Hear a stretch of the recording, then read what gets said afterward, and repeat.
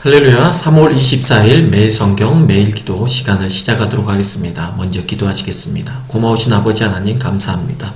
우리의 예배, 찬양, 기도를 들어 주옵소서. 오늘도 우리가 하나님 앞에 더욱더 기도할 것을 붙잡고 나아갈 때 하나님 우리의 기도에 응답하여 주옵소서. 주의 성령께서 인도하여 주옵소서. 예수님의 이름으로 기도합니다. 아멘. 함께 부르실 찬양은 전능하신 나의 주 하나님은 이라는 곡입니다.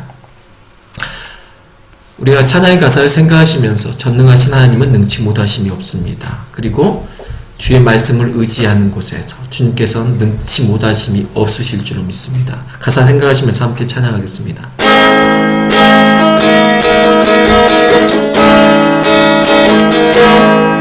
전능하신 나의 주 하나님은 능치 못하심이 전혀 없네. 우리의 모든 감동도 우리의 모든 생각도 우리의 모든 꿈과 모든 소망도 신실하신 나의 주 하나님은 우리의 모든 괴로움 바꿀 수 있네. 가능한 일을 행하시고 죽은 자를 일으키시네. 그를 이길 자는 없네. 주의 말씀 의지하여 기쁜 곳에 그로 던져 오늘의 놀라운 일을 이루시는구나. 주의 말씀 의지하여 믿음으로 그로 던져 믿는 자에게 능치 못하건대. 주의 말씀 의지하여 주의 말씀 의지하여 깊은 곳에 그물을 던져 오는 그가 놀라운 일을 이루시는구나. 주의 말씀 의지하여 믿음으로 그물을 던져 믿는 자에게 능치 못하건대.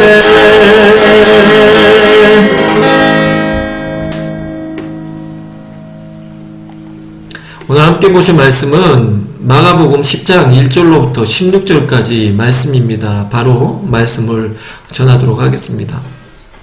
우리가 오늘 함께 말씀을 살펴보실 때 마가는 늘 가는 곳마다 예수님께 무리가 따르고 있음을 가르쳐 줍니다. 오늘도 이 무리가 예수님을 따르고 있죠. 그리고 또 예수님에게 늘 따라오는 사람들이 있습니다. 이들은 원치 않은데요. 이들은 바리새인들입니다. 이 바리새인들은 목적 자체가 이 무리들하고 좀 다릅니다. 무리들은 예수님을 따라다니면서 무언가 기적과 어떤 능력을 보기를 원했다면 바리새인들도 물론 구경하기를 원했겠지만 그들은 그 가운데서도 예수님을 시험하고 예수님의 뭔가를 잘못하는 것을 꼬투리 잡기 위해서 따라다니는 거죠. 그래서 본문은 그를 시험하여 묻되, 오늘 시험하는 내용은 무엇이냐면 바로 사람이 아내를 버리는 것이 옳으니까 라는 내용입니다.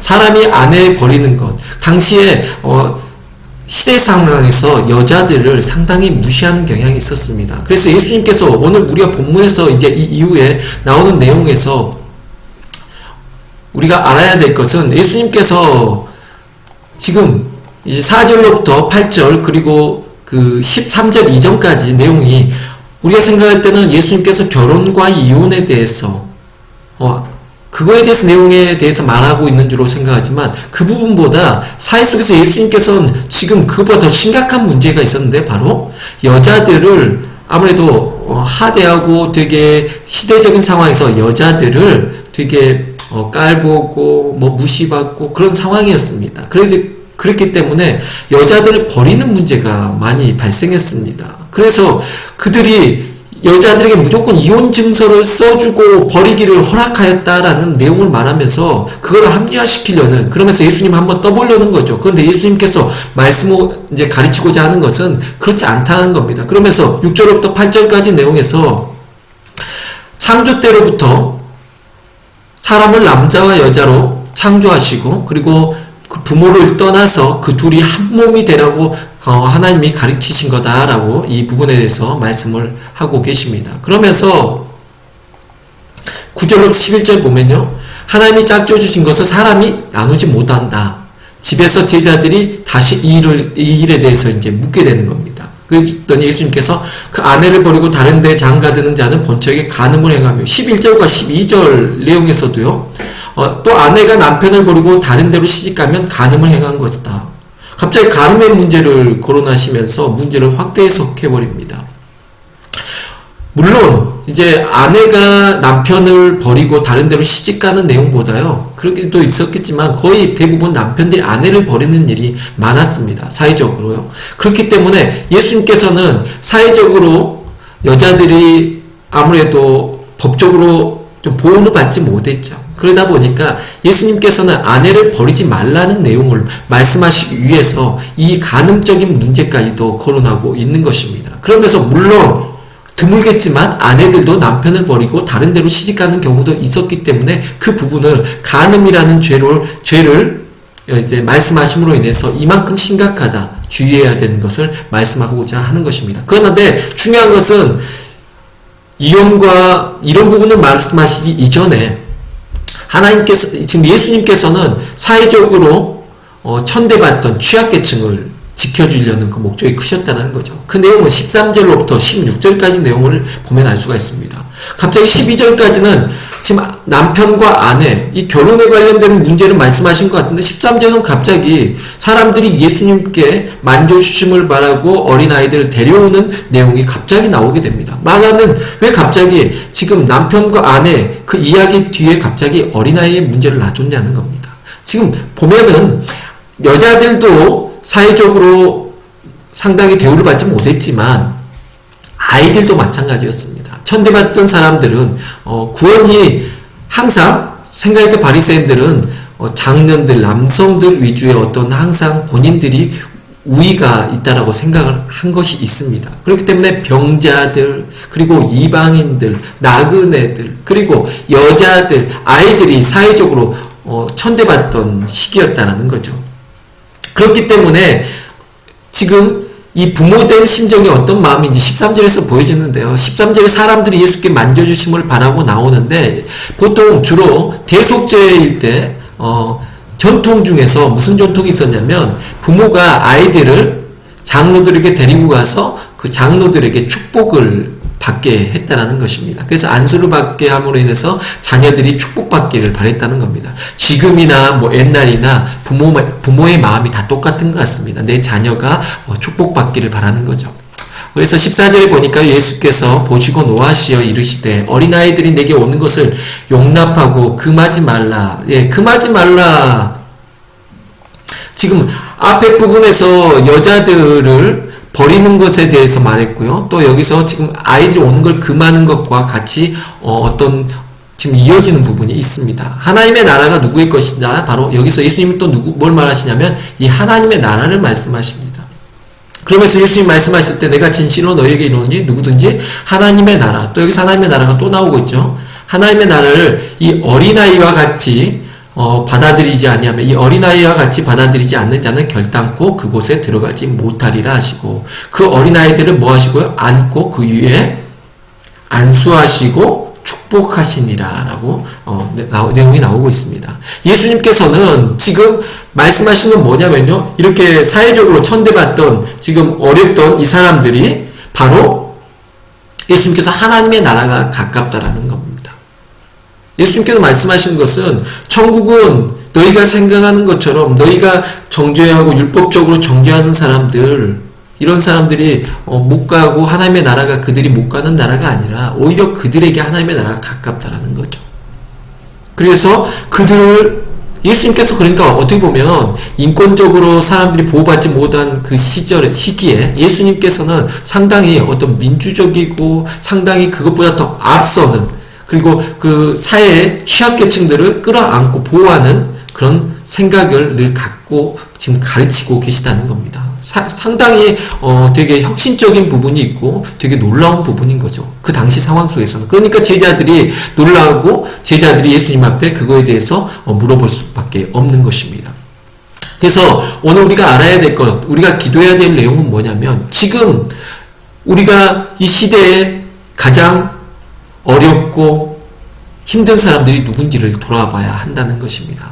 그래서 우리는 그들에게 하나님의 나라를 전해야 되고, 또한 무엇보다 우리가 본받아야 될 것은 교만해서는 안 되고 겸손해야 된다는 것입니다. 우리가 늘 말씀을 나눌 때 생각해 봐야 될 건 하나님은 어떤 분이신가입니다. 하나님은 어떤 분이신 것 같습니까? 하나님은 자비와 긍휼이 많으시고 불쌍히 여기시고 특히 사회적으로 어렵고 힘든 사람들과 늘 함께 하고자 하시는 마음인 거죠. 지금 우리가 어려움을 겪고 있습니다. 지금 이탈리아에서 가장 어렵고 힘든 사람이 누구일까요? 바로 고령층의 노인들이겠죠. 어르신들이겠죠. 그리고 그들 부모가 돌아가신 경우에 그리고 또한 확진자들의 그 가족들이 아니겠습니까? 지금 상황에서는 그렇게 어려운 사람들입니다. 또 우리가 주변에 어려운 사람들이 있죠. 힘든 사람들. 그들을 위해서 우리는 기도해야 될 겁니다. 우리가 잊지 말아야 할 것은 예수님의 마음은 지금 이 여자들과 이 아이들에게 가 있는 것처럼 예수님의 마음은 어렵고 힘든 사람들과 함께 하고 있다는 것입니다. 우리가 이런 상황 속에서도 위로가 되어지는 것은 예수님께서 여전히 우리 이탈리아 가운데 함께 하시고 또한 이탈리아 교민들을 또한 기억하시고 이 사회를 기억하시고 전 세계에 지금 코로나로 인해서 힘든 사람들을 기억하고 생각하고 계시다는 것입니다. 그리고 우리가 어려움 가운데 있다고 해서 하나님이 우리를 떠나신 것이 아니라 하나님은 여전히 우리 가운데 계시고 우리의 기도를 들으신다는 것입니다. 오늘 또 우리는 이런 것을 잊지 말고 더욱더 이러한 사실을 부여잡고 기도해야 될 줄로 믿습니다. 오늘도 우리가 함께 기도 제목을 나누기 원합니다.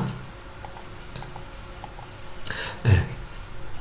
우리가 기도 제목을 나누기 원합니다. 7가지죠. 전 세계와 이탈리아의 코로나 바이러스가 더 이상 확산되지 않도록, 둘째, 확진자들의 마음과 몸이 치유되도록 이태리 모든 의료진들을 위해서 고생하고 있습니다. 코로나 백신 개발이 신속히 이루어질 수 있도록 기도해 주시고, 코로나가 종식된 이후에 이태리 경제가 빠르게 안정되고 정책과 재정 지원 원활하게 회복될 수 있도록 기도해 주시기 바랍니다. 롬바르디아, 베르가모, 브레시아, 밀라노를 포함한 코로나 확진자들이 많은 도시들과 그 지역 주민들을 위해서 기도해 주시기 바랍니다. 코로나로 인해 한국 정부와 교회와 마찰이 더 이상 생기지 않도록 기도해 주시기 바랍니다. 현재 다른 곳도 많은데 왜 하필 일주일에 한 번 모이는 교회를 이렇게 한국 정부에서 제재하느냐, 그러면서 교회는 지금 한국 정부를 원망하고 있고 한국 정부도 또 교회가 지속적으로 예배를 드리기 때문에 거기에서 또 확진자가 숫자가 많이 발생할까봐 그것 때문에 지금 좀 여러 가지 어려움이 있습니다.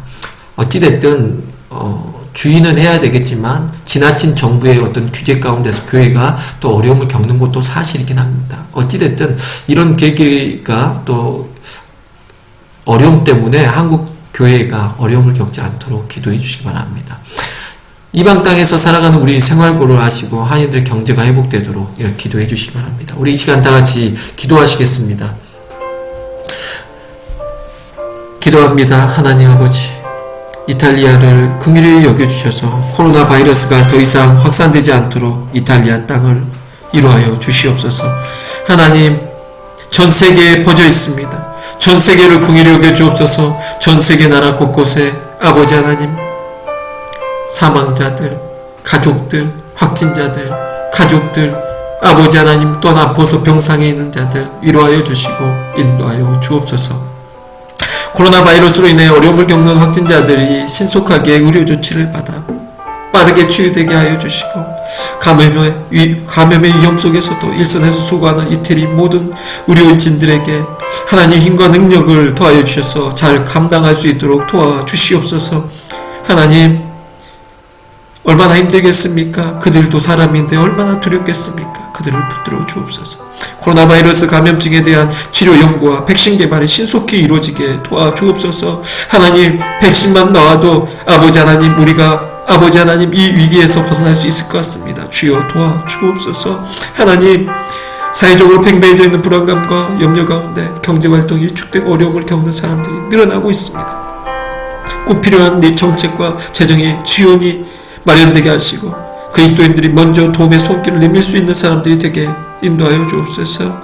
우리 교회가 섬겨야 할 것이 무엇인지 알게 하여 주옵소서. 베니스 교회가 섬길 일을 깨닫게 하옵소서. 취약계층들, 아버지 어려운 사람들, 이탈리아에서 지금 어려운 아버지 하나님 고령층들을 아버지 하나님 위해서 섬길 수 있는 사역을 진행할 수 있도록 인도하여 주옵소서. 병상이 많이 부족합니다.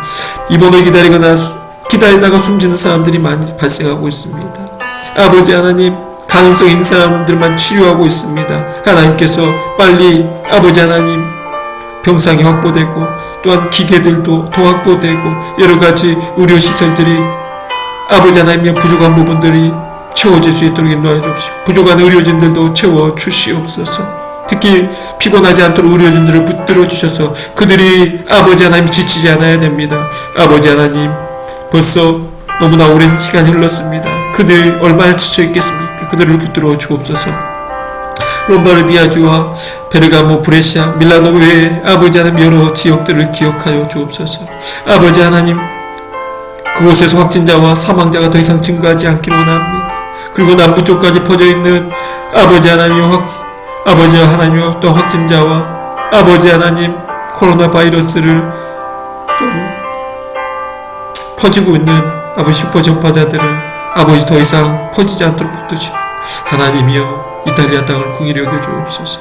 코로나 바이러스 때문에 많은 교회들이 예배와 모임이 중단되고 있습니다. 마찰도 있습니다. 우리의 믿음이 약해지지 않게 도와주시옵소서. 하루빨리 바이러스를 퇴치하여 예배와 모임이 회복되게 도와주시고 모든 믿는 자들이 한마음이 되어 이 일을 위해 기도함으로 하나님의 역사하심을 경험하게 하옵소서.